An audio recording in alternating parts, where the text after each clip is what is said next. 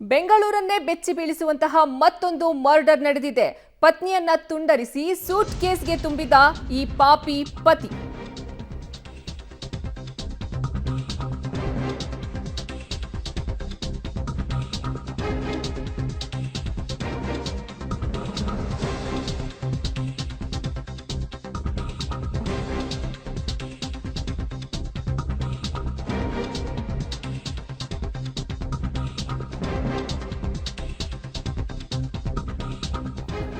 ಪತ್ನಿಯ ಕತ್ತನ್ನ ಅರ್ಧ ಕೊಯ್ದು ಪತಿಯ ಅಟ್ಟಹಾಸ. ಇದು ಮಹಾರಾಷ್ಟ್ರ ಮೂಲದ ಪತಿ ರಾಕೇಶ್ ಎಂಬಾತನಿಂದ ಈ ಕೃತ್ಯ ನಡೆದಿದೆ. ಪುಣೆ ಬಳಿ ಆರೋಪಿಯನ್ನ ಅರೆಸ್ಟ್ ಮಾಡಲಾಗಿದೆ. ಹುಳಿಮಾವು ಸಮೀಪದ ದೊಡ್ಡ ಕಮ್ಮನಹಳ್ಳಿಯಲ್ಲಿ ಈ ಘಟನೆ ನಡೆದಿರೋದು. ಪತ್ನಿ ಗೌರಿಯನ್ನ ಹತ್ಯೆಗೈದು ಪತಿ ತುಂಡರಿಸಿದ್ದಾನೆ. ಮಹಾರಾಷ್ಟ್ರ ಮೂಲದ ಪತಿ ರಾಕೇಶ್ನಿಂದ ಈ ಕೃತ್ಯ ಎಸಗಲಾಗಿದೆ. ಇನ್ನು ಪುಣೆ ಬಳಿ ಆರೋಪಿ ರಾಕೇಶ್ನನ್ನ ಅರೆಸ್ಟ್ ಮಾಡಲಾಗಿದೆ. ಹುಳಿಮಾವು ಸಮೀಪದ ದೊಡ್ಡ ಕಮ್ಮನಹಳ್ಳಿಯಲ್ಲಿ ಈ ಘಟನೆ ನಡೆದಿರೋದು.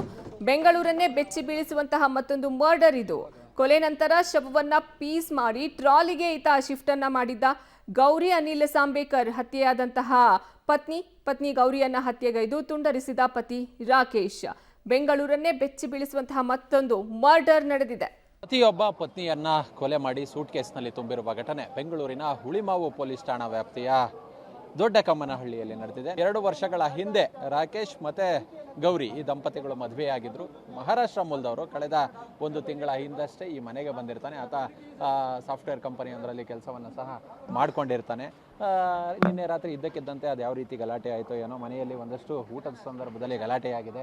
ಗಲಾಟೆಯಾದಂತಹ ಸಂದರ್ಭದಲ್ಲಿ ಮಾತಿಗೆ ಮಾತು ಬೆಳೆದು ಹೆಂಡತಿಯ ಅರ್ಧ ಕತ್ತನ್ನು ಕೊಯ್ದಿದ್ದಾನೆ. ಅದಾದ ಬಳಿಕ ಹೊಟ್ಟೆಯನ್ನು ಕೊಯ್ದು ಆತ ಹೆಂಡತಿಯನ್ನು ಕೊಲೆ ಮಾಡಿ ಒಂದು ಸೂಟ್ ಕೇಸ್ಗೆ, ದೊಡ್ಡದಾದಂತಹ ಸೂಟ್ ಕೇಸ್ಗೆ ತುಂಬಿಸಿ ಆದಂತಹ ಬಳಿಕ ಆತ ಇಲ್ಲಿಂದ ನಿನ್ನೆ ರಾತ್ರಿ ಸುಮಾರು ಒಂದು 12:30 ಸುಮಾರಿಗೆ ಇಲ್ಲಿಂದ ಎಸ್ಕೇಪ್ ಆಗುವ ಕೆಲಸವನ್ನು ಮಾಡಿದ್ದಾನೆ ರಾತ್ರಿ. ಇವತ್ತು ಬೆಳಿಗ್ಗೆ ಆತ ಕೆಳಗಿನ ಮನೆ ಬಾಡಿಗೆಗೆ ಇದ್ದಂತಹ ಕೆಲವರಿಗೆ ಕರೆಯನ್ನು ಮಾಡಿದ್ದಾನೆ. ಕರೆ ಮಾಡಿ ಈಗ ಆಯಿತು ಅಂತೇಳಿ ಹೇಳಿದ್ದಾನೆ. ಮನೆ ಮಾಲೀಕರು ಸ್ಥಳಕ್ಕೆ ಬಂದು ಕಂಟ್ರೋಲ್ ರೂಮ್ಗೆ ಫೋನ್ ಮಾಡಿದ್ದಾರೆ. ಅದಾದ ಬಳಿಕ ಪೊಲೀಸರು ಬಂದು ಪರಿಶೀಲನೆಯನ್ನು ನಡೆಸಿದಂತಹ ಬಳಿಕ ಕೊಲೆಯಾಗಿರೋದು ಗೊತ್ತಾಗಿದೆ. ನಮ್ಮ ಜೊತೆ south East DCP sir Fatima ಅವರಿದ್ದಾರೆ. ಅವ್ರನ್ನ ಮಾತಾಡ್ಸೋಣ. ಮೇಡಮ್ ನಮಸ್ತೆ. ಈ ಒಂದು ಕೊಲೆ ಪ್ರಕರಣ ಹೇಗೆ ಬೆಳಕಿಗೆ ಬಂತು? ಯಾವ ಕಾರಣಕ್ಕೋಸ್ಕರ ಪತಿ ಈ ರೀತಿಯಾಗಿ ಪತ್ನಿಯನ್ನು ಕೊಲೆ ಮಾಡಿದ್ರು? ಅದು ತನಿಖೆ ಮಾಡ್ತೀವಿ. ನಮಗೆ 5:15 ಕಂಟ್ರೋಲ್ ರೂಮ್ಗೆ ಮಾಹಿತಿ ಬಂತು. ಆ ಬೇಸ್ ಮೇಲೆ ಬಂದು ಇದು ಸ್ಥಳ ಎಲ್ಲ ಪರಿಶೀಲನೆ ಮಾಡಿದಾಗ ನಮಗೆ ಲೇಡಿದು ಬಾಡಿ ಸೂಟ್ ಕೇಸ್ದಲ್ಲಿ ಕಂಡು ಬಂದಿದೆ. ನಂತರ ಪ್ರಕರಣ ದಾಖಲಿಸ್ಕೊಂಡಿದ್ದೀವಿ. ಮತ್ತು ಅದು ಯಾರು ಗಂಡ ಅಂತಾರೆ ಅವ್ರಿಗೂ ನಾವು ಡಿಟೈನ್ ಮಾಡಿದ್ದೀವಿ. ಅವ್ರಿಗೆ ವಿಚಾರಣೆ ಮಾಡಿ ಮುಂದೆ ಹೇಳೋಕ್ಕಾಗತ್ತೆ ತನಿಖೆ ಬಗ್ಗೆ. ಪ್ರಾಥಮಿಕ ಹಂತದಲ್ಲಿ ಯಾವ ಕಾರಣಕ್ಕೋಸ್ಕರ ಕೊಲೆ ಮಾಡ್ದ ಅನ್ನೋದೇನಾದರೂ ವಿಚಾರಣೆ ನಡೆಸಬೇಕು. ಅದು ಈ ಕತ್ತನ್ನು ಅರ್ಧ ಏನೋ ಇದು ಸೂಟ್ ಕೇಸ್ಗೆ ತುಂಬಿದ್ದಾನೆ. ಇದು ನಮ್ಮ ಪೋಸ್ಟ್ಮಾರ್ಟಮ್ ರಿಪೋರ್ಟ್ ಬಂದ ಮೇಲೆ ಗೊತ್ತಾಗುತ್ತೆ ಎಲ್ಲೆಲ್ಲಿ ಏನೇನು ಇಂಜುರೀಸ್ ಇದೆ ಮತ್ತು ಏನು ಕಾಸ್ ಆಫ್ ಡೆತ್ ಅಂದ್ಕೊಂಡು. ಎಲ್ಲಿಯವರು ಮೇಡಮ್ ಈತ ಏನು ಕೆಲಸ? ಇಬ್ಬರು ಮಹಾರಾಷ್ಟ್ರದವರು 2 ವರ್ಷ ಹಿಂದೆ ಮದುವೆ ಆಗಿದ್ದರು. ಈಗ 3 ತಿಂಗಳು ಇಲ್ಲಿಗೆ ಬಂದು ಹುಳಿಮಾವುದಲ್ಲಿ ವಾಸವಾಗಿದ್ದರು. ಇಲ್ಲಿ ಬಿಫೋರ್ ಈತ ಏನು ಕೆಲಸ ಮಾಡಿರಲಿಲ್ಲ.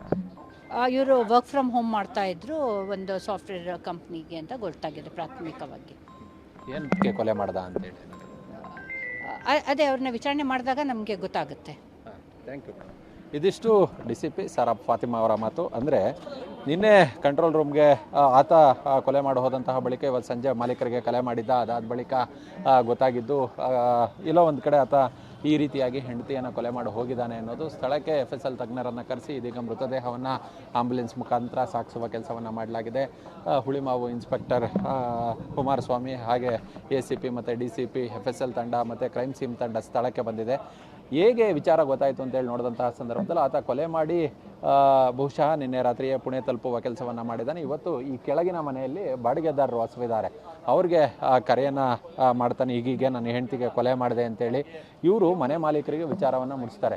ಮನೆ ಮಾಲೀಕರಿಗೆ ವಿಚಾರವನ್ನು ಮುಡಿಸಿದಂತಹ ಸಂದರ್ಭದಲ್ಲಿ ಮನೆ ಮಾಲೀಕರು ಸ್ಥಳಕ್ಕೆ ಬಂದು ನೋಡಿದಂತಹ ಸಂದರ್ಭದಲ್ಲಿ ಕಂಟ್ರೋಲ್ ರೂಮ್ಗೆ ಕರೆ ಮಾಡಿ ಪೊಲೀಸರಿಗೆ ವಿಚಾರವನ್ನು ತಿಳಿಸ್ತಾರೆ. ಪೊಲೀಸರು ಇದೀಗ ಆರೋಪಿಯನ್ನು ಬಂಧನ ಮಾಡುವ ಕೆಲಸವನ್ನು ಮಾಡಿದ್ದಾರೆ. ಅಂದರೆ ಆತ ಕರೆ ಮಾಡಿದಂತಹ ಮಾಹಿತಿಯನ್ನು ಆಧರಿಸಿ ಆ CDR ಲೊಕೇಶನನ್ನು ಹಾಕಿ ಹುಳಿಮಾವು ಪೊಲೀಸರು ಪುಣೆ ಪೊಲೀಸರಿಗೆ ಮಾಹಿತಿಯನ್ನು ನೀಡಿ ಇದೀಗ ಪುಣೆಯಲ್ಲಿ ಆತನನ್ನು ಅರೆಸ್ಟ್ ಮಾಡುವ ಕೆಲಸವನ್ನು ಪೊಲೀಸರು ಮಾಡಿರೋದು. ಇದೀಗ ಆಕೆ ಕೊಲೆಯಾದಂತಹ ಗೌರಿ ಆಕೆಯನ್ನು ಇದೀಗ ಮರಣೋತ್ತರ ಪರೀಕ್ಷೆಗಾಗಿ ಕಳಿಸುವ ಮೃತದೇಹವನ್ನು ಸಾಗಿಸುವ ಕೆಲಸವನ್ನು ಕೂಡ ಮಾಡಲಾಗಿದೆ.